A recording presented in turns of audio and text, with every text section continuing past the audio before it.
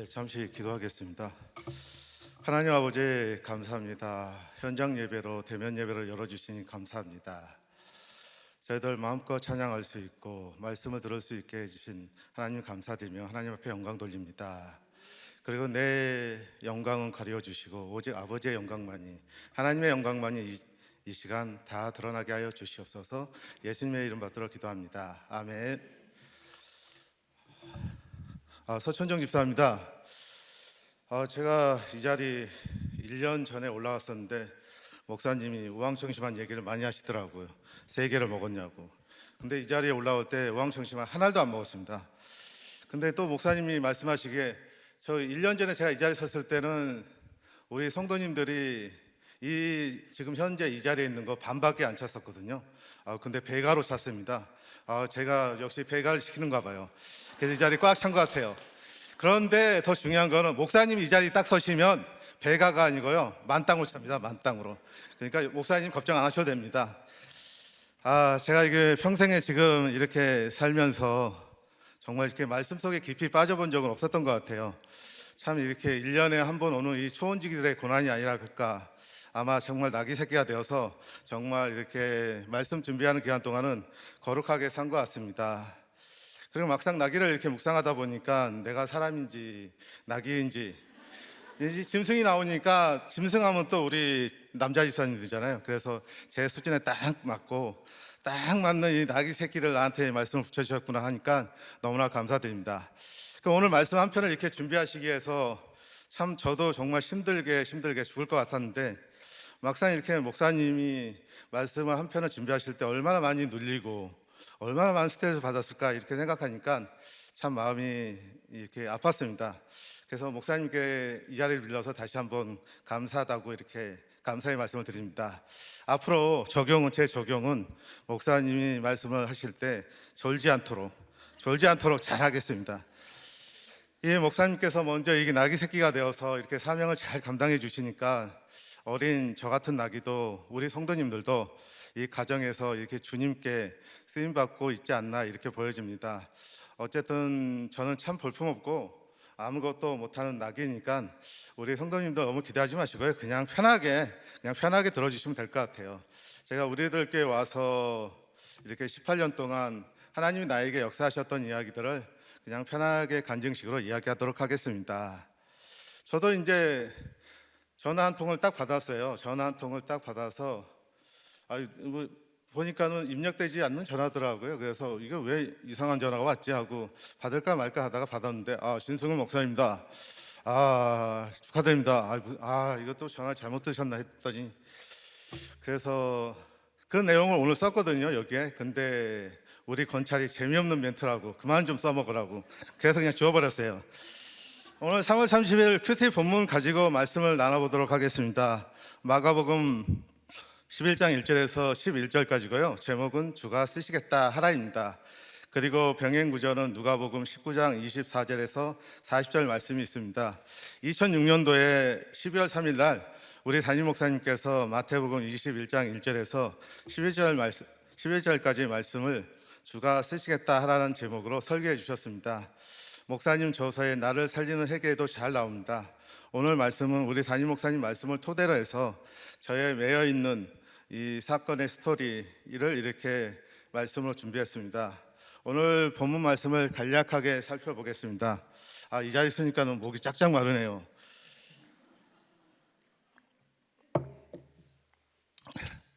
예수님의 3년 공생의 기간 중에 가장 중요한 사명은 십자가의 죽음입니다. 십자가의 죽음을 일주일 앞두고 있었는데 그 일주일 중 첫 번째 날에 보여주신 사역입니다. 예수님이 감난산에 이르렀을 때 제자 둘을 보내어 매여 있는 나귀 새끼를 풀어서 끌고 오라고 명하셨습니다.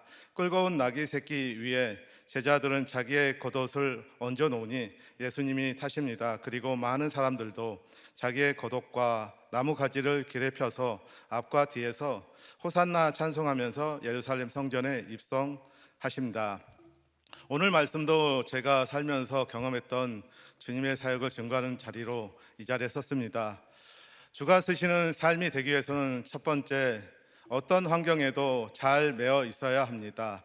오늘 저번 주 목사님 말씀하셨을 때 죽을 것 같은 환경에 이게 잘 준비되어 있어야 된다는 첫 번째 대제 말씀이 있었던 것 같습니다. 1절에서 3절 말씀을 보면 그들이 예루살렘에 가까이 와서 감람산 벳바게와 베다니에 이르렀을 때 예수께서 제자 중 둘을 보내시어 이르시되 너희는 맞은편 마을로 가라. 그리로 들어가면 곧 아직 아무도 타보지 않은 나귀 새끼가 매어 있는 것을 보리니 풀어 끌고 오라.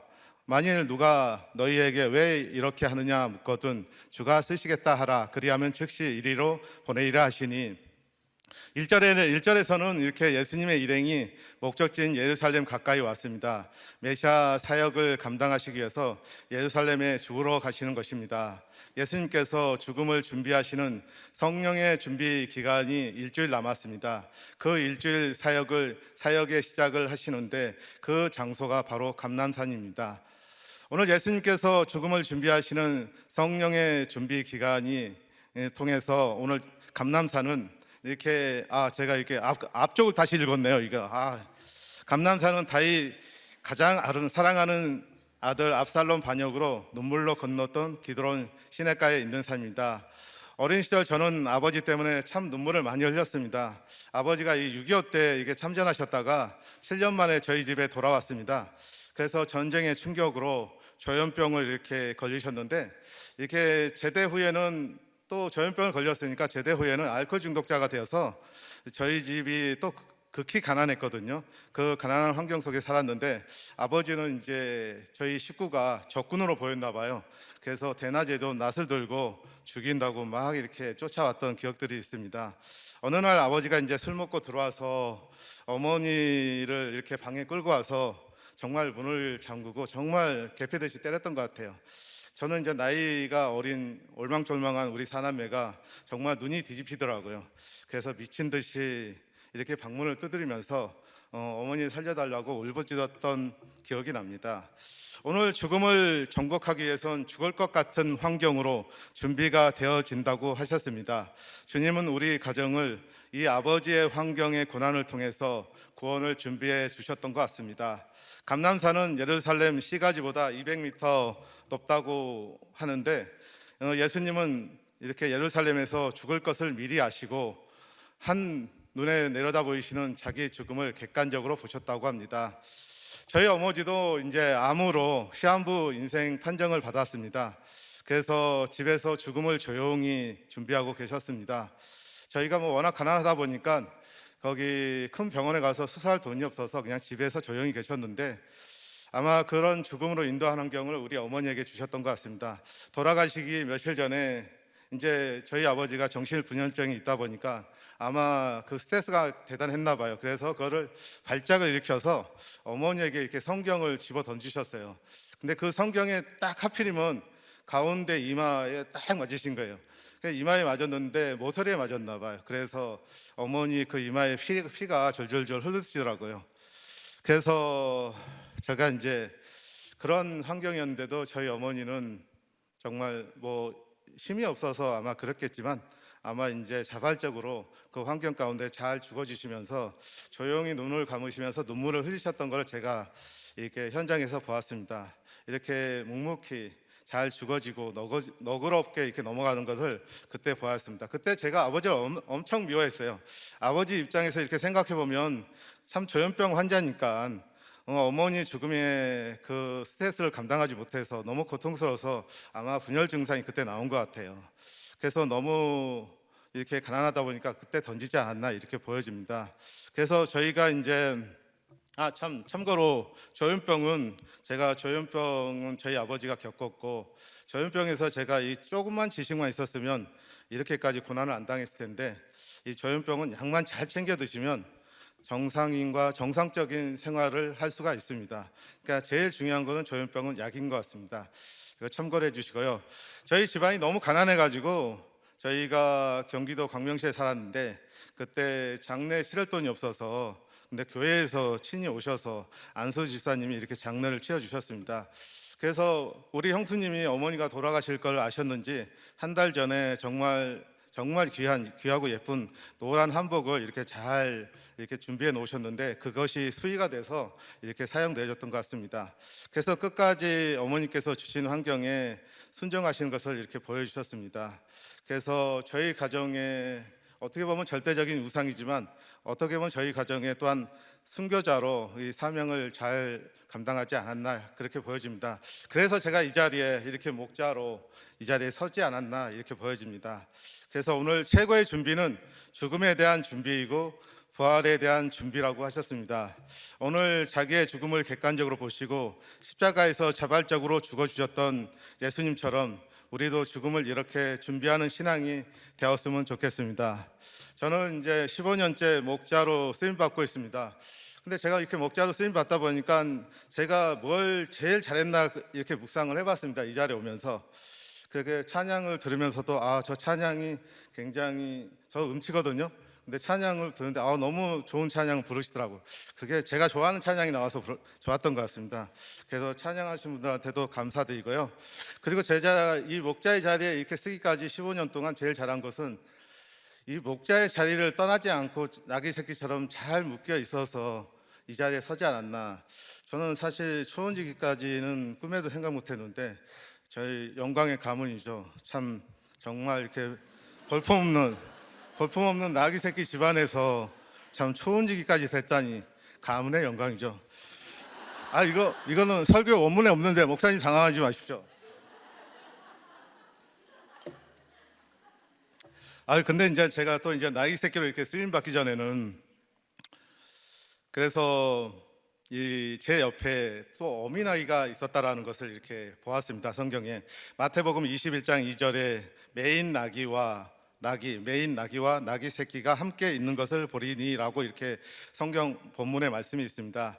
어미 나귀에 묶여 있는 그 순종이 있었기에 그 죽음에 이르는 적용이 있었다고 보여집니다. 그래서 메인 나귀와 나귀 새끼라고 나오니까 바로 제 옆에 있던 메인 나귀는 누구였나 오늘 말씀으로 묵상해 보면서 나눠보도록 하겠습니다.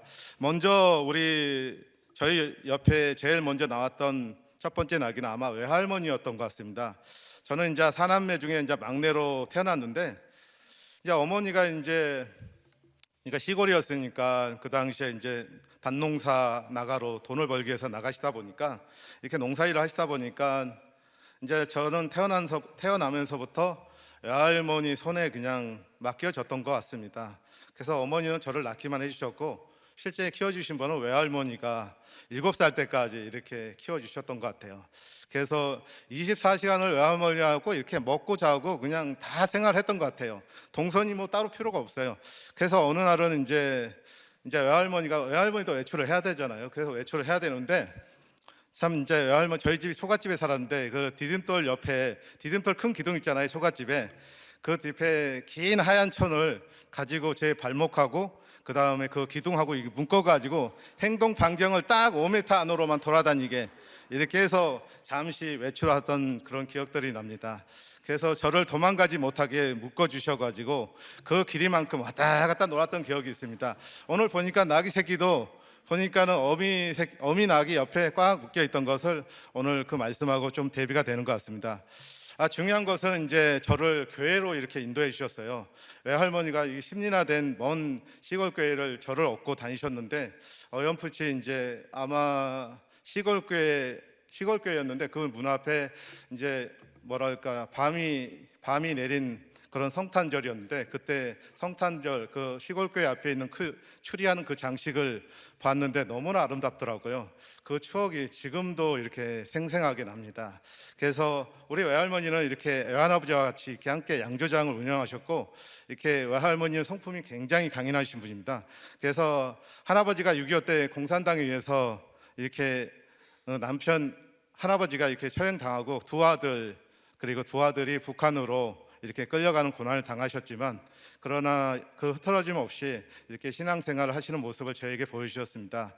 할머니를 통해서 예수님을 본 것은 우리 집이 가난해도 먹을 것이 없어도 그 당시에는 60년대에는 참 거린들이 많았던 것 같아요. 그래서 거린들이 저희 집으로 참 자주 이렇게 반갑지 않는 손님으로 들어오셨는데 그럴 때마다 우리 외할머니는 우리도 먹을 것이 없는데 그럴 때마다 그 거린들을 다 그래도 한 끼 식사를 하게끔 하고 박대하지 않고 이렇게 돌려보내셨던 것 같습니다.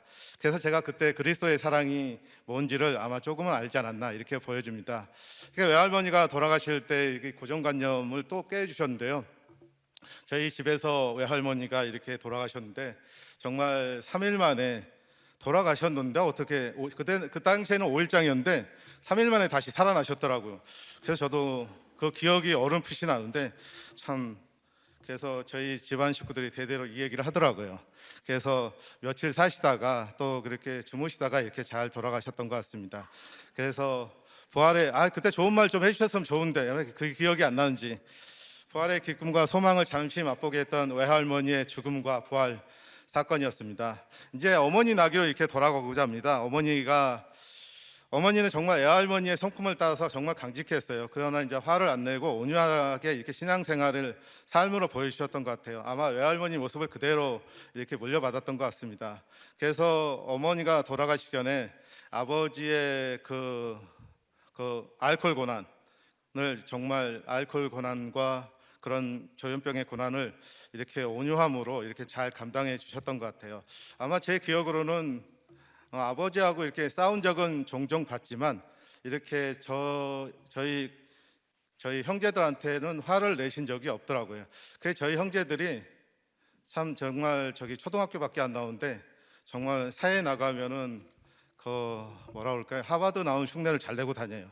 그러니까 정말 사기꾼 기질이 탁월하더라고요. 근데 저는 정말 없는 줄 알았거든요. 그 중에 저희 형제 중에 두 번째 형님이 있는데 탁월한 가인의 사냥꾼 같이 말을 잘합니다. 그래서 저는 약간의 끼는 있는 것 같아요. 그래서 애할머니가 이게 천국 돌아가시자 가난 때문에 온 가족이 이렇게 서울로 이주하게 됐습니다. 그래서 국무부가 마련해준 영등포 판자촌 집에 이렇게 살았어요. 근데 장마철에는 옆에 개천가가 있다 보니까 범람하면은 저희 판잣집이 늘 이렇게 침수가 돼서 이렇게 연례적인 행사를 치렀던 기억이 있습니다. 이제 그럼에도 어머니께서는 이 서울에 올라오시자 집에 가장 가까운 그 영흥교회라는 교회였던 것 같은데 그걸 여전한 방식으로 이렇게 신앙생활을 하셨어요.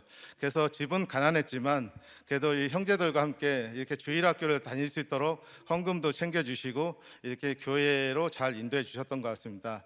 그래서 애할머니의 믿음을 이어서 어머니 옆에 저도 낙이 새끼가 되어서 잘 메어서 이 초등학교 때는 신앙생활을 잘 했었습니다. 어머니는 유독 형제 중에 가장 어린 저를 주일학교, 성탄절, 구역예배로 저를 또 낙이 새끼처럼 끌고 다니셨어요. 그래서 가장 그 중에 기억이 남는 게, 예배 가운데 가장 기억에 남는 거는 저희 집안이 굉장히 극심하게 가난했잖아요. 초등학교 때 드렸던 구역예배인데 지금 이제 우리들 교회 표현을 하면은 이제 여자 남목장 예배를 드렸던 것 같아요. 특히 이제 부잣집에서 이렇게 구역 예배를 드릴 때는 저는 그때는 이해를 못했는데 그때는 유독 20명이 모였어요. 정말 부잣집인데 20명이 모여서 목사님과 함께 예배도 드리고 이렇게 드렸는데 그때는 저를 꼭 항상 이렇게 저를 데리고 다니셨어요. 그래서 예배를 마치면은 뭐가 기다리냐면 우리 예배 드리면 항상 잘 먹어야 되잖아요. 진수성찬이 나왔어요. 진수성찬이 마가의 다락방처럼 길게 쫙 펼쳐져서 나오니까 20명이 앉아야 되니까 그 기억이 아직도 생생하는데 저는 그냥 예배 말씀은 기억이 안 나고 아주 맛있게 그냥 육식을 잘 취했던 것 같아요. 그래서 이제 그러다 보니까 제가 형제 중에 제가 그래도 이렇게 제가 코로나 기간 동안 좀 다이어트 좀 했는데 이 자리 쓰려고 근데 지금 90이 넘어버렸네 벌써. 그래서 참고로 제가 이제 키가 170인데 사람들이 저보고 키를 크다고 말씀드려요. 저 키 작다고 해도 믿질 않더라고요. 근데 제 키를 171입니다.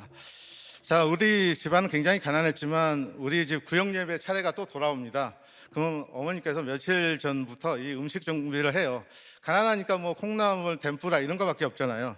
그러다 보니까 그때 죄송합니다. 또 무식한 발언을 했네. 대본에 없던 얘기를 하다 보면 그래서 이제 덴뿌라 이런 콩나물 이런 건데 이때부터는 콩나물이 아니에요. 햄, 고기, 닭 이상하게 하여튼 1년에 한번 먹을까 말까 한 것들이 딱 준비를 하세요. 정성껏 준비를 하세요. 그러면 그때는 20명이 오는 게 아니고 저희 집이 단칸방이었으니까 딱 집사님들이 우리 집 수준을 알고 딱 네 분만 딱 오세요. 네 분만. 그래서 네 분만 딱 드리고 가시면은 그 남는 거는 또 제 몫이잖아요. 그래서 아, 예배를 드리면 먹을 것이 많이 생기는구나. 그때 제가 깨달았죠. 그래서 이제 성령의 준비가 최고인 목장과 예배로 이렇게 우리 가족을 구원을 준비해 주신 것 같습니다. 이렇게 다른 집과 우리 집에서 이렇게 구역 예배 드릴 때마다 어머니와 함께 묶여 있었던 기억이 지금도 추억으로 이렇게 남아 있습니다. 이제 그 다음에 이제 짝꿍 이야기를 하나 하는데요. 짝꿍닭인데 이 초등학교 때 제가 또 초등학교 2학년 때 돈이 없어요. 그러니까 저는 가면은 이렇게 학교만 열심히 갔지 딱 준비물, 미술 시간에 준비물은 하나도 준비를 안 했는데 그때 2학년 여자 짝꿍이 제가 준비해 오지 않는 걸 보고 늘 밖에 나가서 선생님한테 혼나는 걸 보시고 이제 그 다음부터는 항상 2개를 준비를 해 오시더라고요. 그래서 저에게 이렇게 혼나지 않도록 미술 시간은 잘 넘어가도록 해주셨던 것 같아요. 그리고 저는 뭐 특별히 이 친구한테 뭐 빌려달라고 한 것도 없고 그냥 아무 말도 하지 않았는데, 그러니까 열심히 선생님한테 열심히 혼나기만 하고 있었는데 성령의 감동이었는지 이 여자 짝꿍이 제가 여자 짝꿍이 잘 매여 있었잖아요. 그 여자 짝꿍이 성령의 충만함을 받았는지 아무튼 그렇게 저한테 많은 도움을 줬던 것 같아요. 아마 그 짝꿍도 제가 기억하기로는 영흥교회 같이 주일학교 다녔던 것 같아요. 아마 성가대에 섰었던 걸로 기억이 생각이 납니다. 아무튼 여러 가지로 저를 많이 도와주셨는데 그러다 보니까 저는 이런 생각이 들더라고요. 그때 이렇게 짝이 그 어머니에게 부탁해서 어머니도 이렇게 잘 챙겨주셨던 것 같은데 아마 제 그 당시에 그 짝꿍도 어머니께서 구제의 궁유를 베푸신 걸 보고 아마 자랐으니까 뭐 혹시 모르죠. 우리들께 왔는지 모르겠지만 아무튼 크게 쓰임 받을 줄 믿습니다. 그리고 우리 누나 나기가 있습니다. 참 우리 누나 얘기를 하면 좀 재밌는데요. 이 형들과 누나는 일찍 집을 나가서 돈을 벌어야 했기 때문에 일찍 나갔습니다. 그래서 이제 우리 누나도 이 길거리에서 핫도그 장사를 했어요. 핫도그 장사를 하다 보니까 돈이 안 되거든요. 그러다 보니까 친구 따라 또 이제 일찍 공장에 취업을 했어요. 그래서 저는 이제 고등학교 2학년 때까지는 이 학비를 못 냈어요. 그래서 맨날 선생님한테 끌려다녔는데 그럴 때마다 이 누나가 늘 월급을 타가지고 제 육성회비 학비를 이렇게 마련해 주었어요. 그래서 그 누나의 제 학비를 감당하려면 누나 공장 앞에 서 있어야 돼요. 왜 그러냐면 누나가 또 기분 좋다고 또 친구들하고 또 이렇게 한턱 쏴버리면은 제 학비가 날아가니까. 그래서 퇴근 5시, 6시 되면은 1시간 전에 딱 공장 앞에 지키고 있는 게 매월 저의 그 적용이었던 것 같습니다. 그래서 학비를 잘 타가지고 이 고등학교까지 이렇게 다닐 수가 있었던 것 같습니다. 그래도 저희 이제 형과 누나들은 초등학교밖에 못 나왔는데 그래도 저는 그나마 그 당시에 그래도 서울공고를 나왔습니다. 대서울공고라고 하는데 서울공고를 나와가지고 이 자리까지 오지 않았나 이렇게 보여집니다. 잠시 본문 좀 찾겠습니다. 얘기를 하다 보니까 누나 나기 끝났네요. 예. 그런데 이제 중학교 때부터 이제 제가 이 수련회 때도 한열심히 했듯이 중학교 때도 제가 한열심히 했던 것 같아요. 중등부 예배를 이렇게 잘 묶여서 드려야 되는데 정말 저는 중등부 올라가자마자 딱 교회를 끊었어요. 왜 그러냐면 공부를 해야 되겠다, 출세를 해야 되겠다, 이거 공부밖에 없다. 그래서 중등부를 제가 딱 끊어버렸죠. 그러면서 정말 그때는 저는 반에 10등 안에 들어본 적이 중학교 때밖에 없었던 것 같아요. 얼마나 제가 열심히 했는지 영어책을 외워버렸던 것 같아요. 영어의 기자도 몰랐는데. 아무튼 그런 가난한 집안을 이렇게 극복하고자 제 의지가 너무 강하다 보니까 제가 또 신문 배달까지 했잖아요. 또 신문 배달까지 해서 학비를 마련해서 내가 한번 또 공부도 하지 신문 배달까지 하니까 제가 코피가 막 터지니까 우리 어머니가 야, 너 그렇게 안 해도 돼, 그만 내려놔. 그래서 또 어머니가 또 그렇게 저희 우상인 어머니가 말씀하시니까 또 내려놨죠. 그래서 복의 근원이시는 이 하나님이 제 힘으로 가난을 극복하고자 이게 교회를 다니지 않았던 그 3년의 시절이 정말 어리석은 선택이었다라는 것을 지금에야 알게 됐습니다. 그래서 이제 가난을 이제 극복하기는 어려운 환경 속에서 월세 낼 돈이 없어서 그때는 서울 당산동에 살았는데 경기도 광명시로 이렇게 쫓겨나게 됐습니다. 그래서 이제 교회 공동체 구원의 열차를 이렇게 내린 제 모습을 보니까 나 혼자만 고생만 드렸다 했지 남는 거 하나도 없고 정말 이렇게 중학교 3년의 시절은 허무하게 보냈던 것 같습니다. 그 집안이 더 가난해져서 이제 경기도로 이사 오고 나서 어머니를 따라서 이제 어머니가 또 새벽 예배를 좋아하셔가지고 새벽 예배를 저를 깨우고 꼭 다니셔요. 저 잠자고 싶은데 그래서 어쩔 수 없이 새벽 예배에 끌려 다니다 보니까 그러다 보니까 교회 문턱을 이제 고등학교 들어와서 밟기 시작하니까 또 거기 또 전도 여학생들이 있잖아요. 저 살살살 꼬셔가지고 또 고등부 예배 다시 이렇게 드리게 됐습니다. 그래서 저의 이제 부정적이고 삐뚤어진 사고로 이렇게 가득 찬 이 청년의 시절에 중소기업에 이제 취업을 하고자 대단히 노력을 했던 것 같아요. 서류를 내면은 100% 떨어져요. 왜 이렇게 떨어지는가? 그래서 이 두 가지 이유가 있었던 것 같아요. 그 당시 군대 면제를 받으면 이 육체에 문제가 있다고 해서 그 당시에는 절대 중소기업이라도 이렇게 채용을 안 했던 것 같아요. 그래서 어려웠던 것 같고, 그리고 또 한 가지는 제가 이제 이렇게 우리들 지금이라면 이제 그 생각을 해봤어요. 지금이라면 내가 군대 가지 못한 이유에 대해서 말씀하세요. 이러면 내가 군대 가지 못한 것은 사실 청각장애가 있어서 잘 듣지를 못합니다. 그러나 제가 이 듣지 못한 이 부분이 있지만 다른 부분에 내가 발달될 부분이 있으니까 열심히 일하겠습니다. 이렇게 했으면 되는데 이거를 못했던 것 같아요. 어떻게 그러다 보니까 이 수치가 드러나기 싫으니까 청각장애인 아닌 척하면서 얼버무리면서 잘 들리지도 않는 면접관한테 면접을 봤으니 100% 떨어질 수밖에 없죠. 그래서 이렇게 취업의 길이 막히자 제가 이제 또 막노동을 시작했어요. 그래서 하루 인생을 이렇게 살면서 이제 그 일자리마저도 또 없어지니까 이제 아파트에 가면은 나무 심는 일이 있어요. 이렇게 조경 심는 일, 그런 품삯으로 하루하루를 이렇게 살았습니다. 그래서 이것마저도 허무주의에 빠져 있다 보니까 그 당시에 허무와 공허함에 빠져 있다 보니까 내 인생 마지막 막장 저기 태백 탄광촌을 한번 달려가리라, 거기서 내가 내 인생을 마무리하리라 하라고 했는데 그만 친구 따라 이 철도 공무원이 되고 말았습니다. 그래서 사회 친구가 그냥 야 나도 이제 철도 공무원 됐으니까 따라와봐. 야 나는 안 돼, 청각장애가 있어서.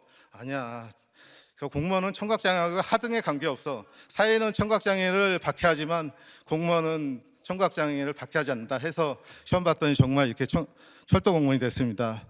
이런 주님이 저를 풀어오라고 하시더니 주가 쓰시겠다고 하셨습니다. 주님께서는 두 제자를 보내어 풀어주셨는데 한 제자는 신결혼한 제 아내이고요. 그리고 다른 제자는 있다면 우리들 공동체라고 저는 단언해서 이야기합니다. 제가 먼저 우리들 교회 온 제자들이 먼저 집사님들을 통해서 제가 양육을 잘 이렇게 받게 해주셨고요. 그리고 18년 우리들 공동체 나귀 새끼로 이렇게 잘 메어서 정말 수지 맞는 인생이 된 것 같아요. 인생의 방황의 종지부는 정말 좋은 공동체를 만나는 게 아닌가 이렇게 보여집니다. 이 공동체에 붙어만 있었더니 말씀과 공동체의 수고로 저 굉장히 부정적인 사고방식을 가지고 있거든요. 제가 극심하게 가난하게 살았잖아요. 그러다 보니까 이 노동운동을 굉장히 좋아했어요. 그래서 난 약자의 편에 서서 행동대장으로 나서리, 이게 저의 부정적인 사고관념이었는데, 그런데 그런 사고와 그러한 마인드가 없어지고 긍정적이고 이 성경적인 가치관을 바뀌게 해준 게 이 공동체의 기적이 아닌가 이렇게 보여집니다. 다시 한번 우리들 공동체에 감사드리고요. 제가 이제 아버지 상처가 많음에도 자녀들에게 상처를 참 많이 주었던 것 같아요. 저도 뭐 아버지한테 물려받은 게 그러한데 뭐 저라고 뭐 별 수 있겠습니까? 그래서 구원의 대상으로 객관적으로 바라봐야 되는데 제가 외모의 고정관념을 넘지 못한 사건이 있었어요. 우리들 교회 우리 아이들이 이 초등학교 때 이제 시청에 이 사무실이 없어서 공선운동장에서 근무할 때인데 두 딸이 가끔 저희 사무실로 놀러 와요. 공선운동장이니까 놀러 오곤 했는데 어느 날은 제가 이제 직원들하고 산책하러 바깥으로 나가고 있는데 큰 딸이 이제 아빠 하고 막 정말 화난 얼굴 막 달려오더라고요. 멀리서 막 반갑게. 근데 제가 그만 그때 그 직원 옆에 있다고 그랬잖아요. 직원한테 자랑하고 싶은 마음에 큰 딸의 인사는 쳐다보지도 않고 그 뒤에 있는 작은 딸이 예쁘거든요. 그래서 동생 어디 있어? 둘째가 더 예쁜데 이렇게 이야기를 한 거예요. 근데 그 얘기를 우리 큰딸이 들었잖아요. 그래서 그 말을 듣고 큰딸이 얼마나 울면서 집에까지 혼자 걸어갔다고 하더라고요. 근데 이제 그 죗값을 제가 지금 받고 있습니다. 그때부터 큰딸은 이제 팔을 샤프에 막 찌르면서, 초등학교 때부터였죠. 찌르면서 이제 동생이 쌍꺼풀이 굉장히 예쁘게 되어 있거든요. 그게 너무 부러운 나머지 이 쌍꺼풀 만들기 위해서 쌍꺼풀이 없다 보니까 이 잘 때마다 이 까만 테이프를 이 쌍꺼풀 위쪽에다 붙이고 자더라고요. 그러면 쌍꺼풀이 하루는 가요. 약발이 있어서 하루는 가는데 그런 쌍꺼풀 중독에 걸리다 보니까 결국에는 제가 백기 들고 쌍꺼풀 수술을 해줬습니다. 아이 쌍꺼풀 돈이 아까워서 그런 게 아니고요. 참 동양적으로 더 큰 애가 더 예쁜데 근데 이상하게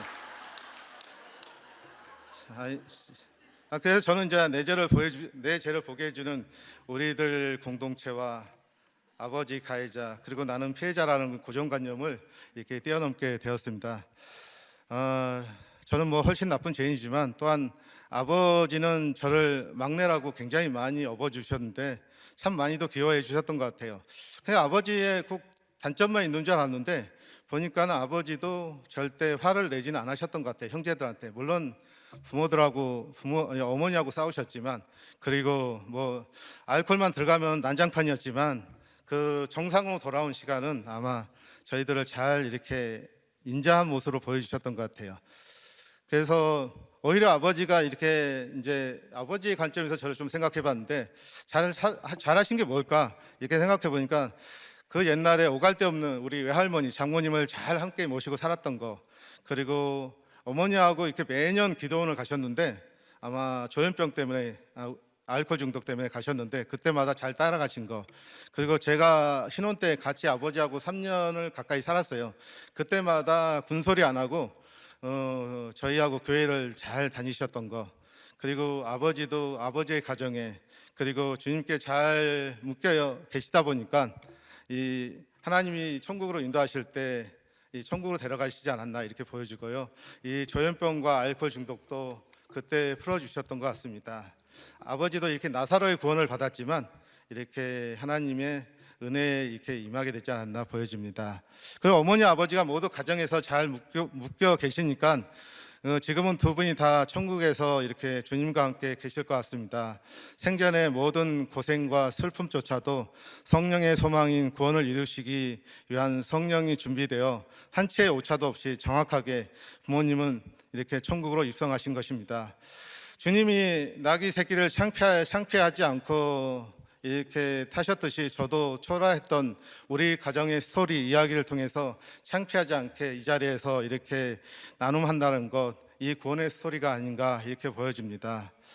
1절에 예수님 일행이 나옵니다. 예수님은 저희 가족들과 동행해 주셨던 것처럼 저희 가족은 예수님의 일행이었습니다.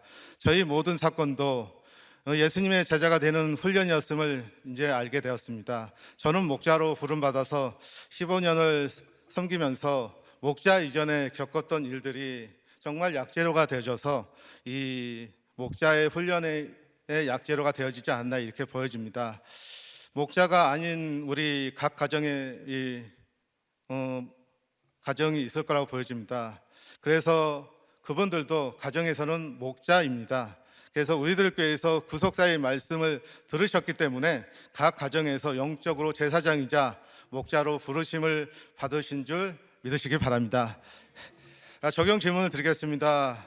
나에게 주어진 환경 가운데 잘 매여 있어야 할 것은 무엇인가요? 주가 쓰시겠다고 하는데 가로막고 있는 장애물은 무엇인가요? 두 번째입니다. 주가 쓰시는 삶이 되기 위해서는 두 번째, 겸손한 제자들과 함께 동역합니다. 4절 말씀입니다. 제자들이 가서 본즉 나귀 새끼가 문 앞에 거리에 매여 있는지라 그것을 푸니 거기 서 있는 사람 중 어떤 이들이 이르되 나귀 새끼를 풀어 무엇하느냐 하매 제자들이 예수께서 이르신 대로 말한데 이에 허락한지라 나귀 새끼를 예수께로 끌고 와서 자기들의 겉옷을 그 위에 얹어 놓음에 예수께서 타시니 많은 사람들은 자기들의 겉옷을 또 다른 이들은 들에서 벤 나뭇가지를 길에 펴며 참 이렇게 이거를 원고를 읽으려면 참 제 전공은 못 읽는 것 같습니다. 참 이렇게 읽는 게 어려운지 하여튼간 제자들은 나귀 새끼를 풀어서 예수님께 끌고 옵니다. 이 제자들은 이 겉옷을 얹어서 예수님을 또 태워드립니다. 그리고 많은 백성들도 자기들의 겉옷과 나무가지를 길에 펼쳐서 이렇게 펼쳐 놓습니다. 오늘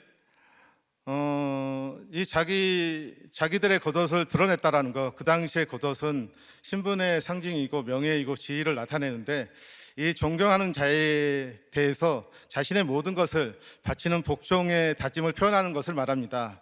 그리고 자기의 가장 소중한 재산을 드렸다라는 중요한 의미도 있습니다. 옷을 벗어서 나귀 등에 펴는 행위는 존경하는 자에 대하여 자신의 모든 것을 바치며 복종을 다짐하는 것을 표현하고 있습니다. 자, 오늘 담임 목사님께서 제일 먼저 겉옷을 펼쳐서 수치와 조롱을 당한 약재료를 말씀으로 해석해서 펼쳐주십니다. 목사님께서 솔선수범으로 먼저 수치와 조롱을 당한 약재료를 내 죄를 보는 것을 말씀으로 잘 해석해 주시니까 먼저 온 제자들이 이 수치와 조롱에 당한 약재료를 내 죄를 보고 또 이렇게 오픈하며 따라하게 됩니다. 목장에서도 목자들이 이렇게 음란의 죄의 수치와 약죄를 스스럼 없이 펼쳐놓으니까 이 지체들도 자신의 상처와 아픔을 마음껏 드러내니 내 죄를 보고, 또한 목장에서 치유의 역사가 일어나고 목장 곳곳에서 아마 이러한 역사들이 일어나는 것 같습니다. 우리 목장은 목욕탕 같아서 서로가 등을 시원하게 밀어주고 또 죄를 씻어내니 겸손한 제자들과 동역자들의 그 수가 점점 늘어나는 것입니다. 저는 이제 2004년도에 파주에 이사 왔습니다. 이사 오기 전엔 이 김양재 목사님께서 강도사님 시절에 인도하셨던 큐티 모임에 갔었습니다. 근데 목사님은 기억을 잘 못하실 것 같아요. 고난이 없어서 그 당시에는 정착을 못했는데, 제가 또 그 당시에 제가 철도 공무원이 됐어요. 그래서 그냥 수입은 적지만 그래도 하루 일하고 하루 쉬니까 하루가 쉬는 화요일 날은 제가 이렇게 큐티 모임에 이렇게 갔었습니다. 그래서 그 넉넉한 수입은 아니지만 그래도 먹고 살만하고 풀칠도 할 수 있다 보니까 그닥 아쉬울 것은 없었습니다. 근데 그 당시에 왜 갔냐면, 그 당시에 목사님 말씀 하나도 안 들려요. 그냥 와서 제가 이제 아침에 퇴근했으니까 졸리잖아요. 하루 일했으니까. 목사님 아멘 하면 그때 깨더라고. 그래서 그 당시에 좀 제가 높으신 분이라고 얘기를 못 하고 굉장히 높으신, 그때는 강도사님이라고 하셨는지 모르겠네요. 하여튼가 그랬는데, 근데 이제 그 당시에 정착했던 게, 그 화요 모임에 자주 갔던 게 김밥을 주시더라고요. 김밥을. 그 김밥 참 저는 먹는 게 약한 것 같아요. 그 김밥을 주시니까 화요일 날 김밥 먹는 재미로 또 이렇게 다녔던 것 같아요. 그래서 제가 이제 또 철도에서 망치 들고 일하다 보니까 펜을 들고 일하는 이 시청을 옮겼거든요. 근데 그 당시에 제가 이제 6급보다도 공문서 작성을 못했어요. 당연히 그럴 수밖에 없죠. 철도에서 망치 들고 다니면서 차바퀴 있잖아요. 차바퀴 탁 치면 땡 하고 나요. 그러면 깨진 소리 안 깨진 소리가 딱 나요, 바퀴에. 그래서 맑은 음이 나면 안 깨진 거, 딱 끝이면 깨진 소리, 깨진 차바퀴. 그런 걸 하다가 갑자기 문서 작성으로 오니까 제가 상사로부터 정말 실력이 어떻게 너는 9급 공무원보다도 못하냐고, 제가 8급으로 갔었거든요. 그런데 그렇게 개무시를 당했습니다. 그래도 명석이 철도에서는 그래도 으뜸 철도인 상도 받고 나름대로 또 인정을 받아서 KTX 행신동에 있는 그쪽까지 발령 가서 승승장구했는데, 갑자기 시청 업무 이거 행정직을 하다 보니까는 정말 제가 당연히 못하는 게 그럴 수밖에 없는 거죠. 그래서 이렇게 그 당시에 그 팀장님 권한으로 제가 정말 공황장애가 진짜 올라왔는데, 정말 공포와 두려움이 진짜 심장 발작이 일어나더라고요. 심장병하고 똑같아요. 심장 발작이. 그런 공황장애 일어나서 제가 제 발로 정말 그 가까운 정신과에 가서 약을 타먹으면서 직장 생활을 했던 것 같아요. 그래서 정말 이렇게 공황장애가 너무 심해서 숨을 쉴 수 없을 정도로 그런 고통이 있다 보니까, 또 그 당시에는 또 우리들 꽤 남자 집사님들만 모이는 남자 목장이 있었어요. 그 남자 목장에 가니까 재미가 되게 없더라고요. 그때 차승규 목사님이 목자였던 것 같아요. 그렇게 재미없게 인도를 하더라고요. 지금은 잘하시는데 그때 너무 재미가 없어가지고 우리 건찰이 강제로 끌어다가 여기다가 집어넣었어요. 남자 목장에. 근데 제가 거기를 왜 갔냐면 그 아파트가 99평인가 그랬어요.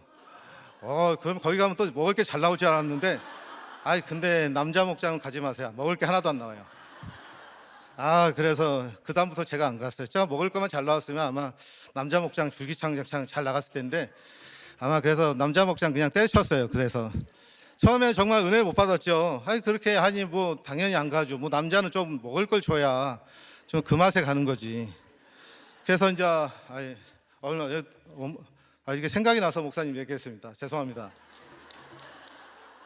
그때 차승기 목사님 참 은혜롭게 잘 말씀하신 것 같은데, 여기 말씀하신 것 같은데, 그때 김정철 집사님도 계시고 굉장히 박홍채 초님도 계셨고 빵빵한 분들이 가 계시더라고. 근데 이래서 목장이 되겠나 제가 속으로 했어요. 제 주제. 그때 진짜 재미없어요. 그때 한번 물어보세요, 목사님. 차 목자님한테 가셔서. 그래서 이제 예. 그래서 이제 그러니까 얼마 있다가 제가 이제 남자 목장 때려치고 얼마 있다가 이렇게 보니까 부목장이 새로 생기더라고요. 그래서 부목장이 생겨가지고 또 이제 또 저희 아내하고 건찰하고 이렇게 또 부목장에 갈 수밖에 없었던 게, 저희 팀장님이 저를 얼마나 밟아주셨던지 그냥 제가 결제서를 올리면 집어 던지셨어요. 그런 고난이 오니까 정말 제가 이제 그 팀장님이 국장님으로 제대하셨지만 제가 그 자리에서 그 팀장님 책상을 뒤집어 엎어버리려고 그랬어요. 진짜 딱 뒤집어서. 근데 정말 저기 나귀 새끼 묶여 있듯이 그냥 다시 서류 주섬주섬 주워가지고 제자리에 갔었던 기억이 있습니다. 그런 고난이 오니까는 제가 이제 제 발로 부목장에 가더라고요. 살려고. 그래서 목장님이 이제 처방을 해주셔요. 저 너무 힘들어요. 죽을 것 같아요. 아까 팀장님 나누는 하신 거 봤죠? 그런 정말 XX 그런 팀장 이렇게 막 신나게 했는데, 이제 목사님 처방이, 그래? 그러면 있잖아, 그냥 한 귀로 틀어. 그냥 한 귀로 흘러버리면 돼. 그냥 심플해요. 그냥 그리고 간단해. 그냥 나 죽었어 하고 그냥 오늘 하루만 잘 살면 돼. 그냥 오늘 하루만 잘 살래요. 뭐 특별한 처방이 나올 거 기대했는데 이 정도밖에 안 되나 그런 생각했는데, 근데 그 심플한 처방이 저를 살렸던 것 같아요. 딱 들렸던 말 한마디가 오늘 하루만 잘 버티면 되겠다. 그게 하나 들렸던 것 같아요. 그래서 직장에 갈 때마다, 팀장이 갈굴 때마다 오늘 하루만 잘 버티면 되지. 이게 아마 일주일 내내 그러면서 부목장에 갔던 것 같습니다. 그래서 이제 이렇게 제가 이 처방을 받아서 하루하루 잘 살아내니까 공동체에서 또 양육코스로 2년을 마쳤습니다. 힘들 때 공동체를 떠나지 않고 나귀 새끼로 잘 매여 있었더니 때가 되어서 이제 양주 목자로 이렇게 주가 쓰시겠다라는 명을 받고 출장 목자로 이렇게 파견을 받았습니다. 이제부터 이제 양도 스토리가 나오는데요. 양주에 이제 목장이 없었어요. 목장이 없다 보니까 이제 초원님이 이제 이렇게 양주로 가라고. 또 제가 또 이 뭐랄까 이렇게 나와서 하는 거는 제가 또 수련회 때 한 열심히 했던 그 열심으로 예 가겠습니다. 아주 씩씩하게 대답을 했죠. 그런데 이제 그곳에 예수님이 방문을 기다리고 있었던 것 같아요. 그래서 이제 저도 단지 나귀 새끼가 돼서 예수님을 태우고 이제 양주로 이렇게 입성을 했죠. 그러니까 출장 목자로 양주 부목자님에서 예배를 드리는데 첫 목장 예배예요. 그것도 목자 집도 아니고 양주 목자 부목자 집에서 이렇게 예배를 드리는데, 부목자님 부부하고 목원 식구 집사님 한 분하고 이렇게 저희 부부하고 이렇게 첫 예배를 드렸습니다. 어떻게 들었는지 기억은 안 나는데 하여튼 냉랭했던 거는 확실히 기억이 나요. 되게 재미없게 예배를 드렸다, 그 얘기만은 확실히 기억이 나요. 그럼 첫 목자니까 뭐 그럴 수 있잖아요. 그래서 그냥 지금은 그 두 분이 다 목자님이 되셨습니다. 근데 이제 제가 이제 파주가 본거지다 보니까 신임 목자고 또 예배들 처소도 없고, 그러니까 뭐 할 수 있는 게 또 한 열심 나오잖아요. 기도하러 가야 되겠다. 그래서 제가 또 새벽 예배를 굉장히 좋아하잖아요. 그래서 그냥 또 이제 새벽 예배로 나가서 다음 목장 처소 좀 달라고 하나님한테 막 부르짖었던 것 같아요. 그러니까 매일 나가서 이렇게 부르짖었던 것 같아요. 그러면서 이삭도 아마 아무것도 할 것이 없으니까 묵상하고 큐티하고 부르짖었다라고 말씀해 주셨는데, 저도 아마 그런 심정으로 나왔던 것 같아요. 그래서 이제 주님은 두 분 집사님들을 두 제자로 이미 다 세팅해 놓으셨더라고요. 그래서 두 분 집사님들이 자기 겉옷을 펼치고 깔아드렸어요. 그거는 이제 예수님을 영접과 한 영혼의 구원을 위해서 자신의 소중한 재산을 목장 예배 처소로, 그리고 또 이렇게 맛있는 음식으로, 참 거기는 그 모건 식구가 지금 생각나는데 빵집을 했어요. 제가 빵을 무지하게 좋아하거든요. 그래서 빵집을 해서 늘 목장 예배 드릴 때마다 빵집을 하고, 빵집 끝나면 항상 빵을 한 보따리씩 가지고 오셔요. 그래서 저는 참 진짜 지금 생각이 나는데 그 또 빵 때문에 열심히 양주 목장을 가지 않았나, 그 생각이 나네요. 또 보니까. 그래서 하여튼간 또 목장 예배 끝나면 항상 목자님과 하고 이렇게 빵을 또 쌓아놓으세요. 제가 또 빵을 워낙 좋아하니까. 그래서 아마 더욱 열심히 양주를 달려갔던 것 같아요. 그래서 14년이 지난 지금에 와서 헌신적으로 섬겨주신 두 분 목사님께 정말 이 자리를 빌어서 감사함을 전합니다. 두 분 집사님의 헌신적인 적용과 목장 예배 초소가 확보되어서 예배는 더욱 안정이 되니까 힘든 집사님들이 목장에 와서 편안하게 쉴 수 있고 이렇게 모여들 수 있었던 것 같습니다. 이 8절에 많은 사람들처럼 이렇게 많은 집사님들이 목장 예배 초소로 맛있는 음식 준비로 아낌없이 이렇게 목장 예배를 헌신하시며 새로 들어오시는 힘든 집사님들을 섬겨주시니까 수가 이렇게 날로 이렇게 증가되었던 것 같습니다. 근데 저는 사실 별로 한 게 없거든요. 왜냐하면 그 당시에 제가 또 부동산 투기를 했어요. 부목자 시절에 부동산 투기를 해가지고 2008년에 갑자기 미국발 금융사태가 터지면서 제가 투기한 부동산이 그냥 한 1억 이상 쭉 빠지면서 멘붕이 왔죠. 그러다 보니까 제가 갈 곳이 없어서 파주에 있는 파평관사로 쫓겨가서 그렇게 파산이 난 상태로 생활하던 시절이어서 물질이 전혀 없었던 때였습니다. 지금은 조금 살만합니다. 저번에 월요에 조금 살만하다고 했는데 뭐 그렇게 풍족하게 사는 건 아닙니다. 오해하지 마시고. 아파트 투기로 망해서 이제 공황장애가 극심하게 달해서 이제 참 뜬 눈으로 밤을 새웠던 날들이 많았던 것 같아요. 그래서 직장 생활을 한 5일은 이제 직장 생활을 합니다. 월요일부터 금요일까지 직장 전쟁에서 하고 이렇게 치르다 보면 집에 왔을 때는 제가 파김치가 돼서 그냥 침대에서 그냥 물 좀 마시겠습니다. 침대에서 이렇게 그냥 에너지가 고갈돼서 그냥 시체처럼 이렇게 드러났어요. 그러다 보니까 공황장애니까 또 잠도 안 와요. 그러면 침대에 드러놓지 그냥 뜬 눈으로 그냥 밤을 새우는 거죠. 어느 날은 이제 이렇게 밤을 새우면서 하루 이렇게 새우는 날 이제 새벽에 거기 파평에 이제 시골 꼴짝이거든요. 거기에 나가서 이렇게 밤을 새면서 보니까 내가 그때 왜 부동산 투기를 해가지고 이렇게 쫄딱 망해가지고 여기까지 유배지 생활을 해야 되나, 참 그때 아내 몰래 이렇게 눈물을 참 많이 흘렸던 기억이 납니다. 그 당시에 이제 양주는 이렇게 토요 목장이었어요. 그래서 제가 찌질한 목자인 제가 목장 예배를 섬기기 위해서 이렇게 토요일 날 힘을 다해서 이제 예배를 드려야 되니까는 5일간은 시체처럼 살다가 이제 토요일 날은 이제 오전부터 이제 말씀 준비를 하는 거예요. 저하고 아내하고 같이 말씀 준비 요약하고 열심히 준비해가지고 정말 최선을 다해서 이렇게 목장 예배를 드렸어요. 당연히 저는 이제 거기 가면 항상 이 양주 목장은 진수성찬이 나오더라고요. 진수성찬. 정말 한 주 한 주 지날 때마다 별미가 나와요. 참 어떻게 그렇게 귀신같이 저를 알았는지. 그래서 아마 별미를 잘 먹었던 것 같아요. 그래서 이제 거기 양주 목장에 가면은 그때는 또 공황장애가 사라져요. 별미를 먹어서 그런지, 성령 충만함이 아니고 별미를 먹어서 그런 것 같아요. 그래서 새벽 예배까지 목장 예배를 들으면 힘이 넘치고 그냥 날아다녔는데 새벽 예배 드리고 이슬을 맞으면서 화주로 귀환해 오면은 다시 공황장애가 또 발작이 돼서 주일날 주일 예배 드리고 겨우겨우 이렇게 살아갔던 것 같습니다. 그래서 오늘 하나님은 이 공황장애임에도 불구하고 목장을 섬긴다는 이유 하나로 저는 부동산 투기로 망한 사건 가운데서 그 가운데서도 정말 아파트를 또 매매하게 해주셨어요. 그래서 아파트 원금은 겨우겨우 해소하게 됐어요. 그런데 제가 이자 빚을 얼마나 많이 냈던지 한 1억은 넘게 이자를 냈던 것 같아요.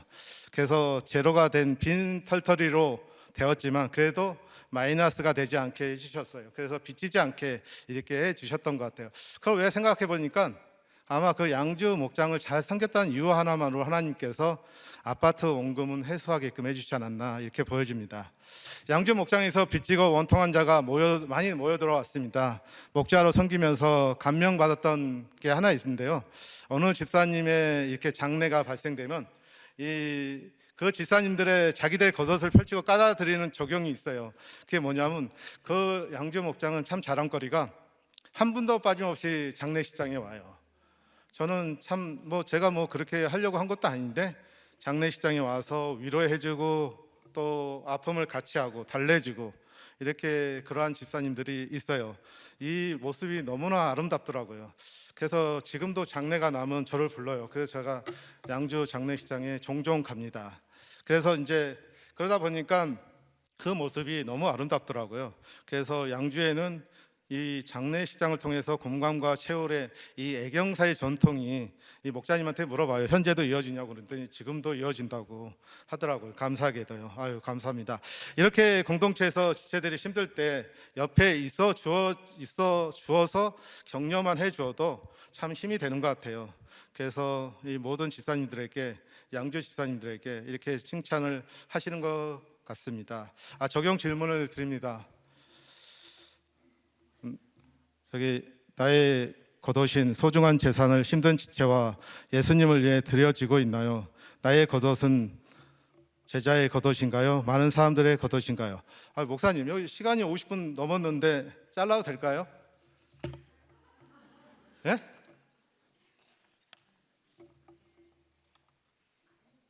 해요? 이거 하면은 또 파주 소리가 나와야 되는데, 하여튼 세 번째, 영광의 자리에서 초연하게 떠나야 합니다. 빠르게 하겠습니다. 앞에서 가고 뒤에서 따르는 자들이 소리 지르되 호산나 찬송하리로다. 주의 이름을 오시는 이여 찬송하리로다. 오는 우리 조상 다윗의 나라여 가장 높은 곳에서 호산나 하더라. 예수께서 예루살렘에 이르러 성전에 들어가사 모든 것을 둘러보시고 때가 이미 저물매 12 제자를 데리시고 베다니로 나가시니라. 예수님의 제자들과 함께 많은 사람들이 소리질러 주의 이름으로 오시는 이여 호산나 외치며 찬양을 합니다. 예수님은 찬양을 받으며 예루살렘 성전에 입성하여 둘러보시고 다시 베다니로 돌아가십니다. 참 이렇게 목사님 이렇게 제가 이렇게 짤막하게 하는 건요, 목사님이 작년 설교에 너무 신학적으로 그 용어 쓰지 말라고 재미없다고 해가지고 잘라버렸습니다. 저는 이 청년에게 정년퇴직 2년을 앞두고 시청에서 이렇게 영광을 받게 됐습니다. 지금 제 어머님께서 가정을 지키시고 묶여 계신 것으로 주님이 기억하셔서 저를 직장에서 이렇게 쓰게 하셨는데요. 매주일마다 우리 담임 목사님이 축도해 주시잖아요. 그러면 절대 나가시면 안 돼요. 그 축도 때 그 프로젝트와 아이디어에 기름을 부어 주시더라고요. 정말 맞아요. 정말. 그래서 저는 축도할 때 절대 안 나가요. 저 뒷자리에 서서라도 아멘 하고 나갑니다. 우리 집사님들도 축도할 때 나가면은 그날 드렸던 대예배는 꽝입니다. 꽝.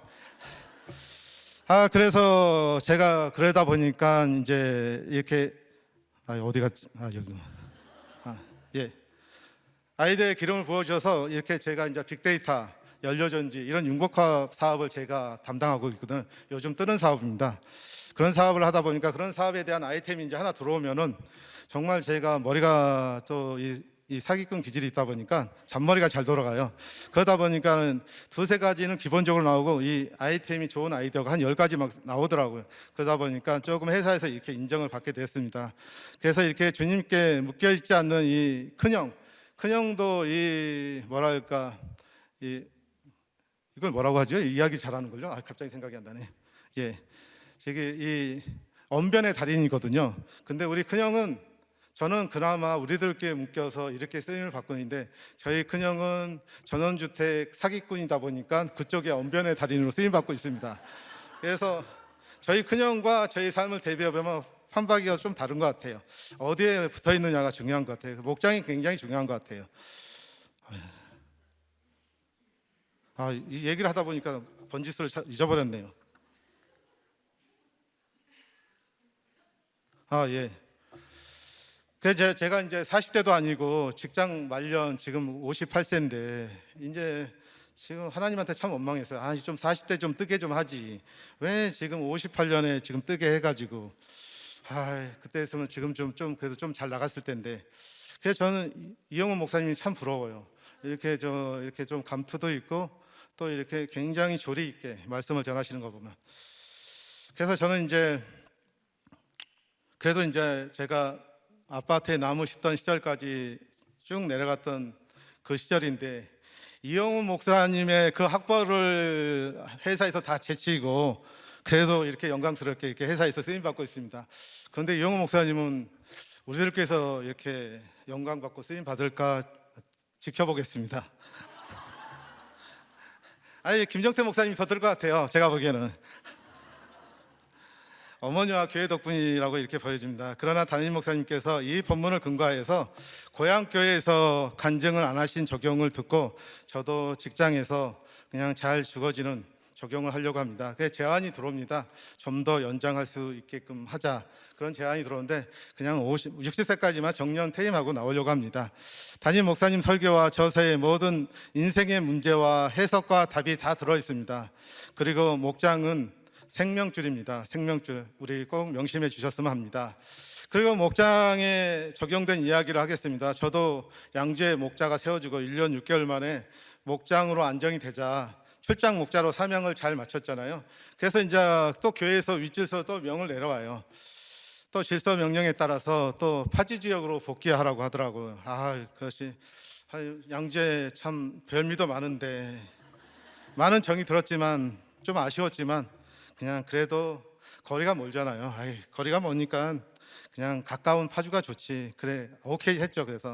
그래서 오케이 했는데 이제 또 파주의 고난이 기다리고 있었네요. 일산 지역에 귀속돼서 이렇게 목원들이 귀속되어서 있다 보니까 목원들이 정말 따로밥처럼 각기 이렇게 흩어진 상태였어요. 그럴 수밖에 없는 것이 일산 지역 목자님들이 이제 파주에 와서 이렇게 순환 목자가 돼서 이렇게 섬겨 주셨기 때문에 이 집사님들의 마음에 정체성이 없는 거예요. 그래서 그런 것이 없다 보니까 흐트러졌던 것 같아요. 그래서 양주의 모습과 너무 전혀 다른 걸 제가 여기서 보았죠. 지역성도 없고 집사님들의 마음이 뿔뿔하게 흩어져서 버린 상태였던 것이죠. 그래서 여기서도 똑같은 고난이 있더라고요. 우선 또 예배 처소를 확보해야 된다는 것이죠. 그래서 저희 집이 또 파평 관사였다고 그러잖아요. 파평 관사 정수장에 있다 보니까 목원 식구들은 다 금천, 운정, 신도시에 살아요. 그러다 보니까 거기서 여기까지 오려면은 한 35분이 걸려요. 먼 거리예요. 파주는 교통 대란이 없어요. 그냥 달리면 그냥 달리는 거예요. 그냥 쭉쭉 가요, 북쪽으로. 그래서 저희 집까지 와서 이렇게 예배를 드릴 수 없는 상황이다 보니까, 그래서 저는 이제 또 앞이 캄캄했죠. 야, 이거 막상 윗질서 순종하고 이거 파주로 왔는데 이거 이거 잘못했구나 이거. 후회가 확 올라오더라고요. 그냥 또 공황장애가 또 제 전공이 올라오잖아요. 그냥 양주에 편안하게 별미나 먹고 있으면 되지. 또 그러면서 집사님들이 또 잘 섬겨주시고 칭찬도 받고 이 편하게 목장 생활 잘 할 수 있는데 괜히 이거 파주로 온다고 했더니 또 와서 또 사서 고생하는구나, 그런 후회와 절망과 그런 마음이 또 한편으로 확 몰려오더라고요. 그래서 그러다 보니까 제 전공이 또 공황장애 되면 잠도 오지 않고, 그러다 보니까 또 눈물을 또 살짝 흘렸습니다. 그때는 뭐 많이 흘리진 않았고요. 그냥 새벽별 보면서 아내는 원래 또 살짝 흘렸습니다.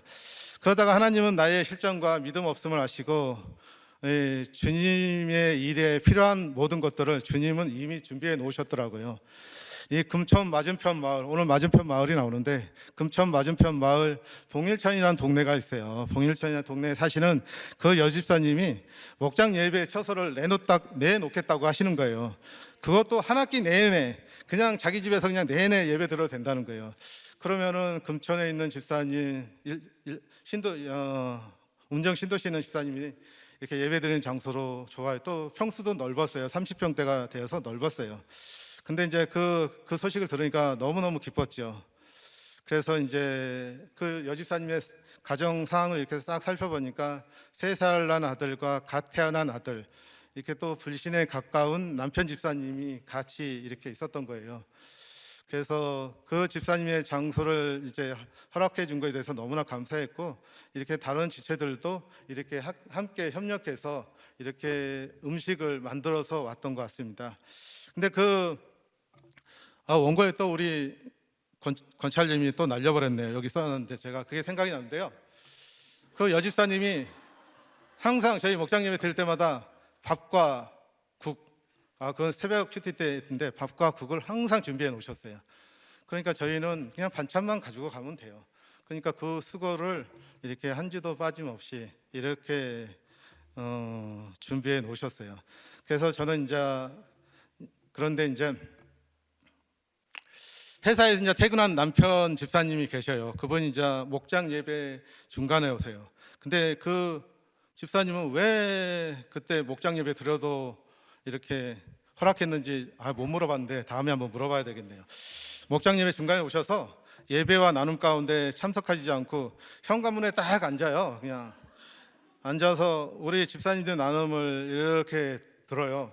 저 그것도 그냥 이렇게 팔짱 딱 끼면서 저 인간들 왜 빨리 가지 않고 언제 끝나나 이렇게 그 눈빛의 그 광선 쫙쫙 날라오잖아요. 그 눈빛을 보면서 정말 힘들게 한 주 예배를 드렸어요. 눈치 보면서 그 눈빛이 얼마나 날카롭던지 하여튼간 그렇게 힘들게 예배를 드렸는데, 그런데 어느 날은 또 그 집사님이 듣다가 또 배드민턴을 좋아해서 배드민턴 치러 이렇게 나가는 일이 종종 많이 있었어요. 그런데 이제 그런 일들이 많이 있었는데 오늘 보니까는 목사님이 주신 말씀인데, 영육간에 다 죽어가는 사람이 와 또 여전한 방식으로 말씀 듣고 기도하고 나누고 놀라지 않고 침착하게 목장 나눔을 하는 것이 최고의 완벽한 준비라고 하셨습니다. 이게 목사님 말씀입니다. 이 말씀은. 그래서 오늘 말씀대로 그분한테 변화가 준비되었나 봅니다. 거의 현관문에 앉아서 예배를 노려보면서 유심히 쳐다보다가 그러더니 점점 어느 날은 테니스 치고 다니고 놀러만 다니더니 점점 가까이 목장으로 오는 거예요. 그래서 같이 식사도 하시고 나눔의 문이 열리니까 정말 나눔도 그냥 활기차게 이렇게 간증을 해주시기도 하고, 그래서 한 학기 목장 예배가 끝날 때쯤에는 그 남편 집사님도 그냥 스스럼없이 그냥 목장에 앉아서 얼마나 진솔한 나눔을 하시는지, 세상적인 나눔 뭐 하여튼간 말도 안 되는 나눔도 하지만 하여튼간 그래도 나눔하는 것만으로 좋더라고요. 근데 당연하죠. 불신자에 가까운 남편이었는데 어떻게 이렇게 구속사에 해석된 나눔이 나오겠어요. 하여튼간 자기 자랑을 유독하게 많이 했던 것 같아요. 근데 그거 들어줘야 또 제가 여기서 또 한 학기 목장 예배를 잘 드릴 수 있잖아요. 그래서 잘 드려줬습니다. 근데 그러다 보니까 그 남편한테 이렇게 뿐만 아니라 그 남편이 정말 하늘이 내려주지 않으면 따기 힘들다는 토목기술사 자격증을 따시게 되셨습니다. 그것은 뭐냐면 하나님께서 목장 예배 초설 제공했다는 이유 하나만으로 부부 사이가 회복되고 그다음에 영육간의 그 토목기술사 자격증을 통해서 그 가정을 축복해 주신 것입니다. 그 토목기술사 취득한 그 남편 집사님이 나눔 간증을 목장 가운데 해주셨는데, 정말 토목기술사 따기 위해서 정말 이렇게 매번 열심히 공부하고 가서 시험 보면은 100% 떨어졌는데, 근데 포기 상태였는지 모르지만 목장 예배 처설 제공하고 난 이후로부터는 공부할 시간도 없고 그러니까 공부도 하나도 안 하고 준비도 안 한 상태에서 시험을 보고 왔는데 기대도 안 했대요. 근데 덜커덩 붙었어요. 그래서 덜커덩 붙여 주셨다라는 이런 간증도 해주셨습니다.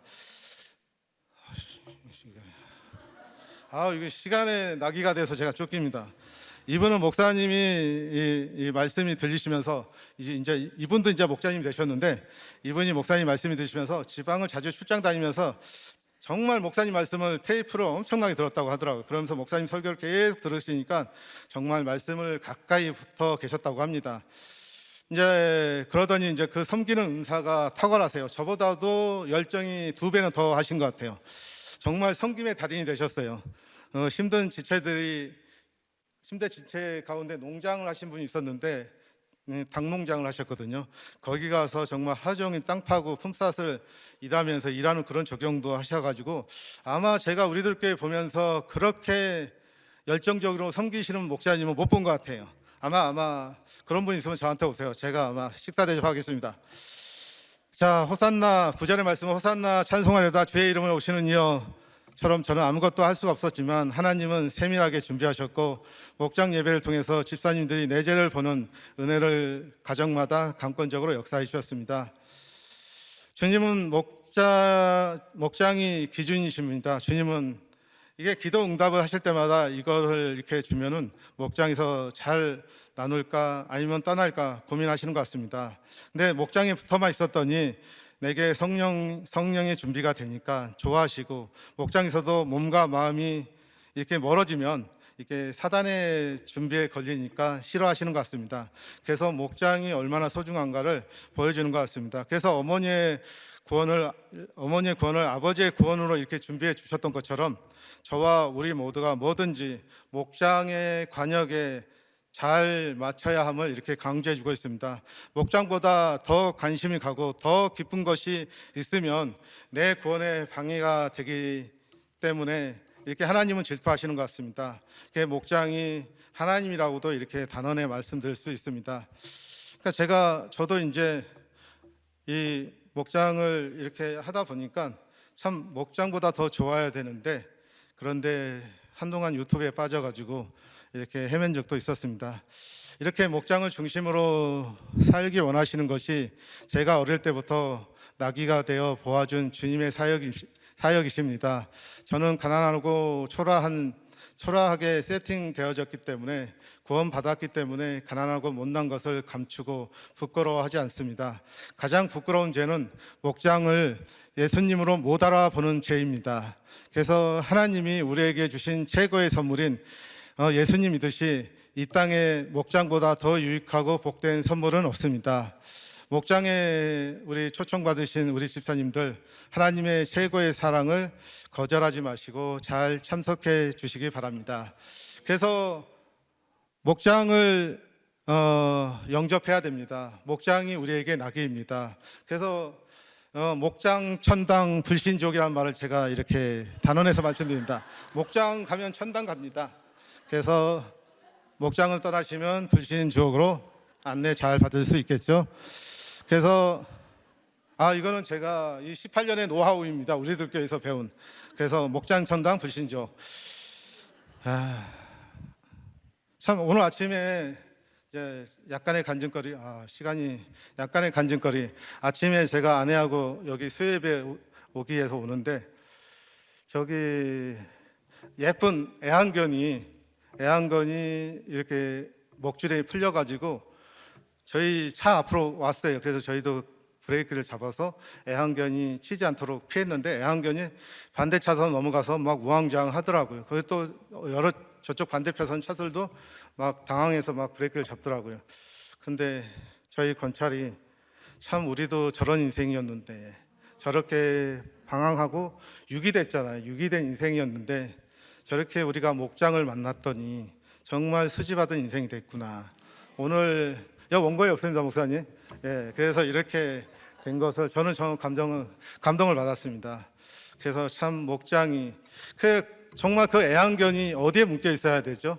목줄에 주인한테 묶여 있어야 되잖아요. 목줄에 주인한테 묶여만 있었으면 정말 저렇게 방황하지 않았을 텐데, 정말 우리 집사님들 방황하시면 방황하지 마시고 그냥 목장의 끈에 잘 메어 가시길 바랍니다. 말씀을 맺겠습니다.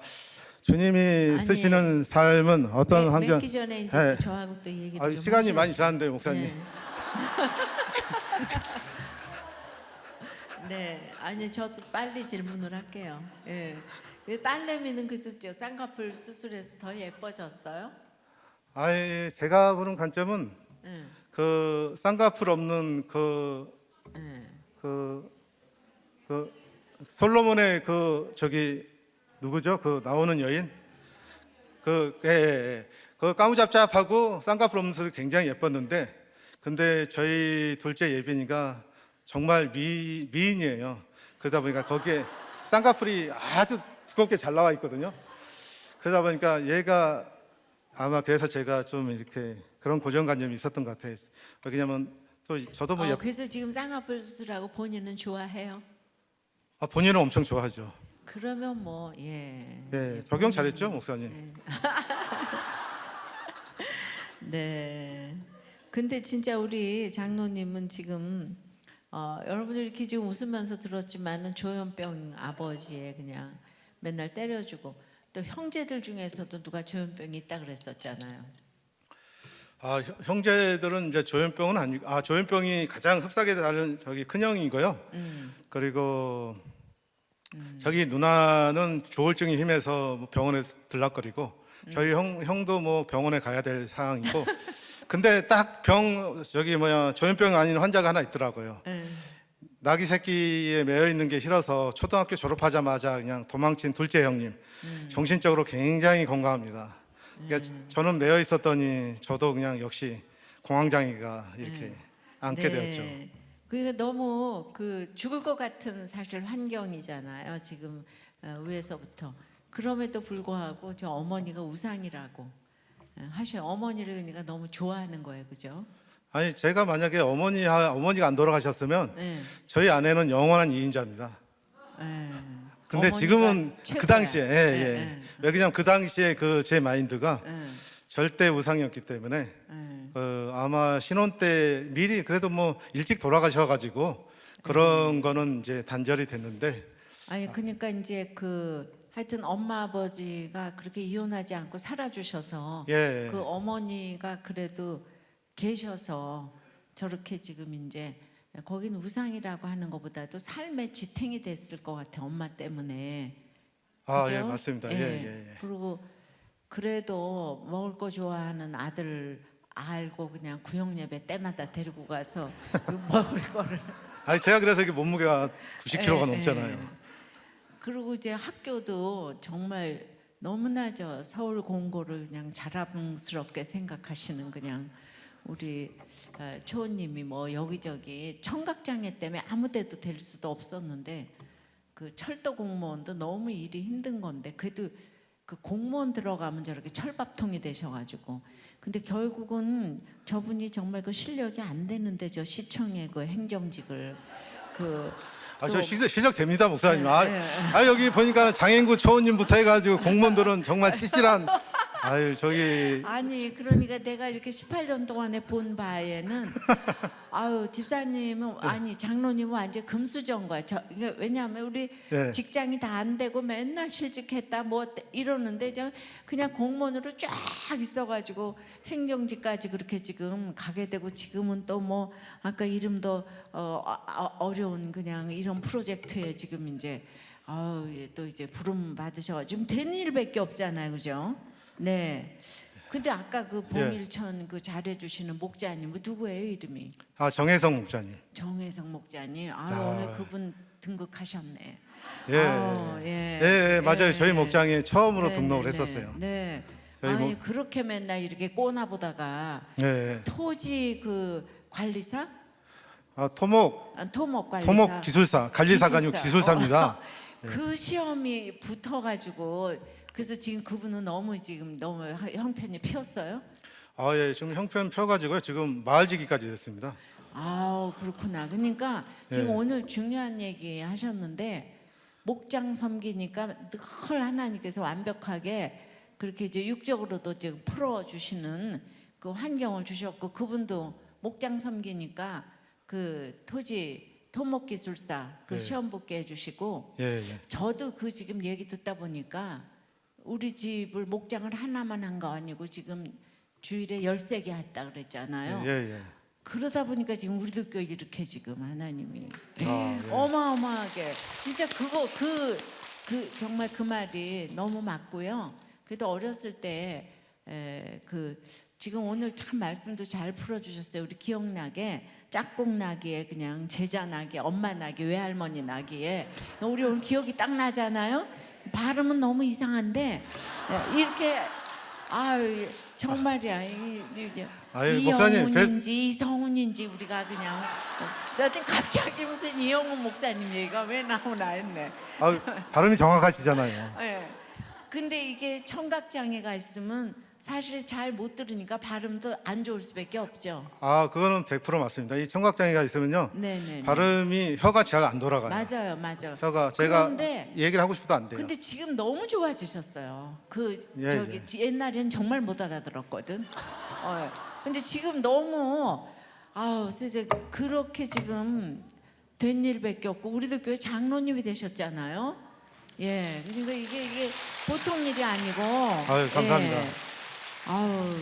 아니 그러니까 아프지 집안 저기 막 그것도 환경도 그랬지 본인도 지금 막 공황에 청각장애에 너무 원망할 일이 너무 많은데 저 목장을 내가 저렇게 기뻐하시고 목장 천당 불신지옥 이거를 만들어내셨잖아. 그러니까 힘든 분들이 목장이 천국인 거예요 진짜. 그 얘기를 오늘 진짜 너무 잘 전해주시고 마지막에 그 애완견 얘기는 진짜 눈물이 다 나네요. 그냥 너무 지금 은혜를 끼쳐주셨어요. 저도 시간이 없어서 이만 예. 은혜 받았어요. 예.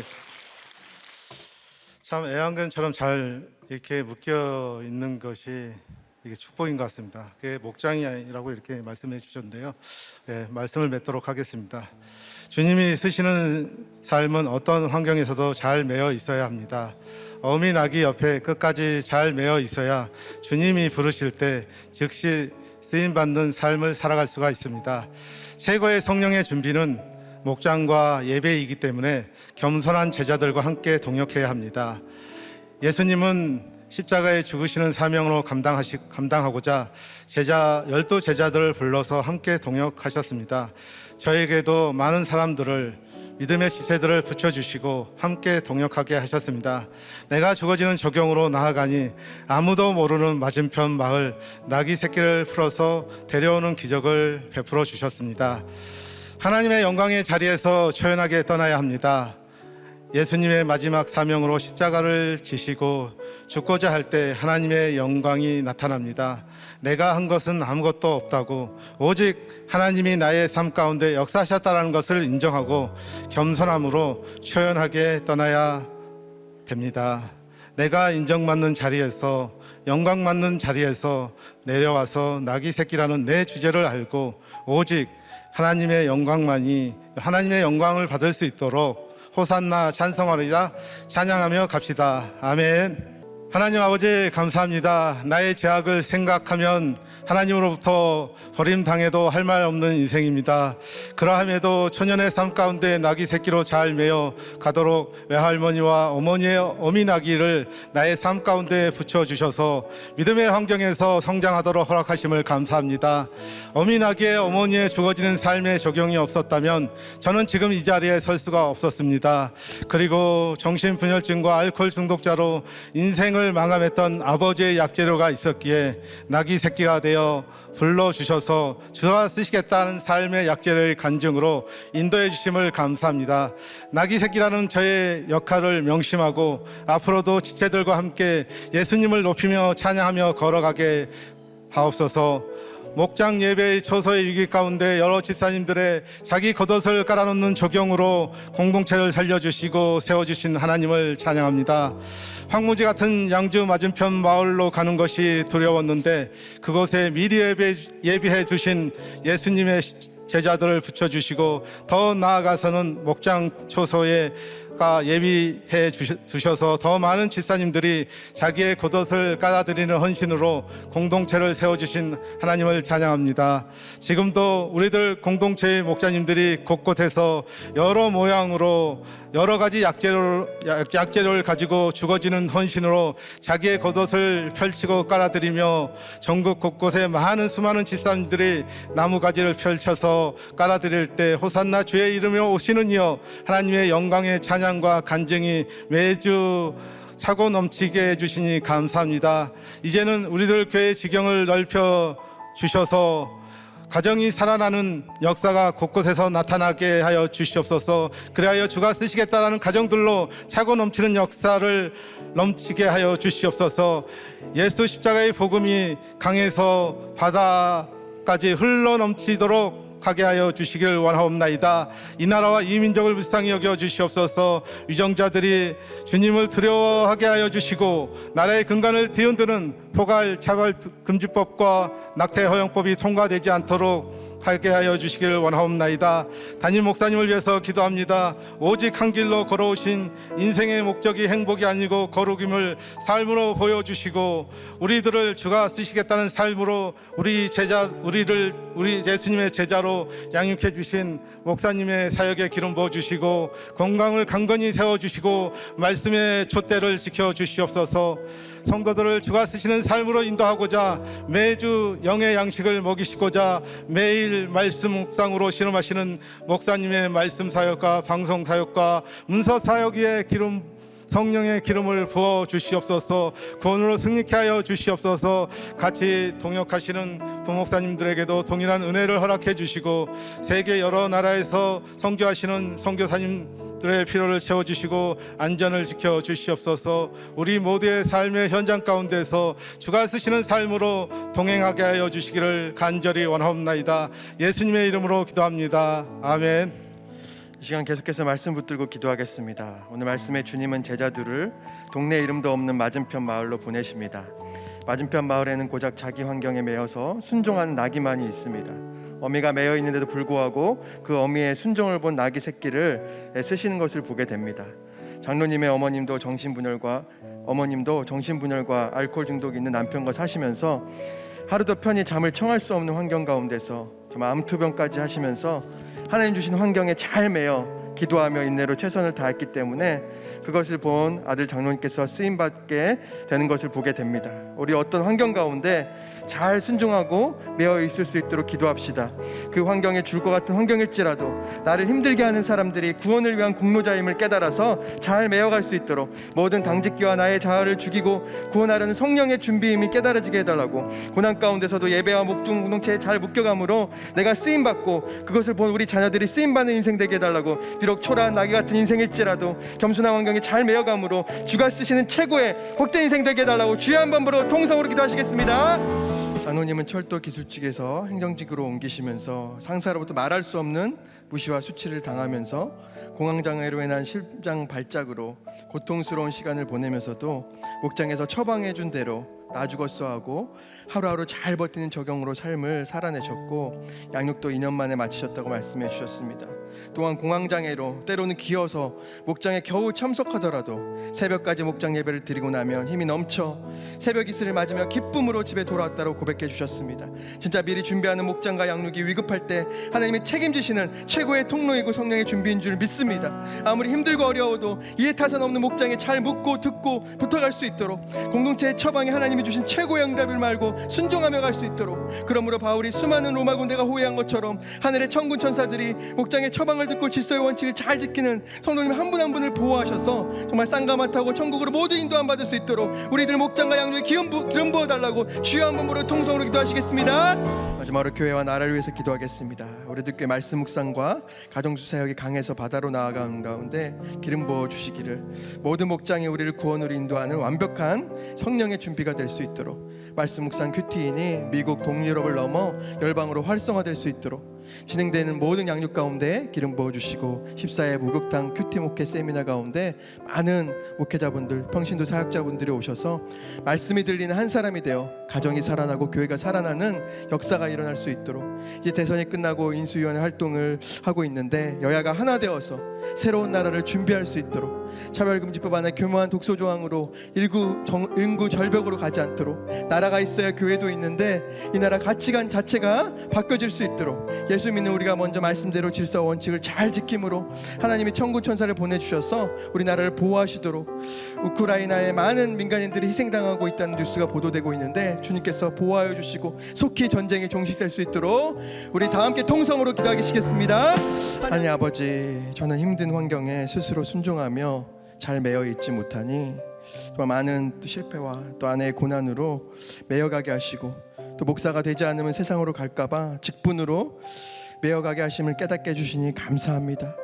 그럼에도 늘 기회만 있으면 가정과 공동체의 굴레를 벗어던지고 떠나려고 했던 죄인임을 고백합니다. 이런 저를 불쌍히 여겨주셔서 목장과 양육으로 정말 위기 때마다 성령의 준비로 하나님의 호의를 받으며 천국으로 인도해 주시는 하나님의 수고에 눈물이 납니다. 어떠한 환경에서라도 천국행 열차에 내리지 않는 제가 되게 하여 주시옵소서. 특별히 죽을 것 같은 환경에 계신 성도님들을 위해서 기도합니다. 아버지의 정신질환과 술중독, 가난과 상사의 부시, 공황장애, 또한 투기로 인한 망하는 사건까지 끊임없는 고난 가운데서도 목장과 양육에 매여 살아내므로 개인뿐만 아니라 양주와 파주의 목장을 부흥을 경험하고 계신 장로님처럼 나에게 주신 고난의 환경이 구원을 위한 성령의 준비임을 깨닫고 예배와 목장과 양육에 잘 매어감으로 내 죄가 보여 회개가 되고 질서와 원칙을 잘 지킴으로 하나님의 호의함을 받고 주님이 쓰시는 최고의 인생들이 다 되게 하여 주시옵소서. 때론 넘어지고 굴르고 다 포기하고 싶은 생각이 들지라도 절대 한 번도 천국 열차에 내리지 않도록 붙잡아 주시옵소서. 이 나라 가운데 속히 코로나가 종식되고 일상과 예복과 회복되게 인도하여 주시고 나라의 근간을 흔드는 차별금지법을 막아주셔서 인구 절벽으로 가지 않게 하시고 태아생명보호법이 속히 제정되게 하여 주시옵소서. 늘 한 영혼이 구원열차에서 내릴까 노심초사하시며 애통하신 담임 목사님 영육간에 강건하게 붙잡아 주시옵시고 그 수사의 말씀과 문서와 방송 선교 가운데 기름 부어 주시옵소서. 지금 전쟁 중에 있는 우크라이나를 불쌍히 여겨 주셔서 이 분쟁이 성령의 소망으로 갈 수 있도록 도와주시고 열방에 흩어져 있는 모든 선교사님과 그 가정을 보호하여 주시옵소서. 완벽한 준비로 천국으로 인도해 주시는 예수님의 이름으로 간절히 기도드리옵나이다. 아멘.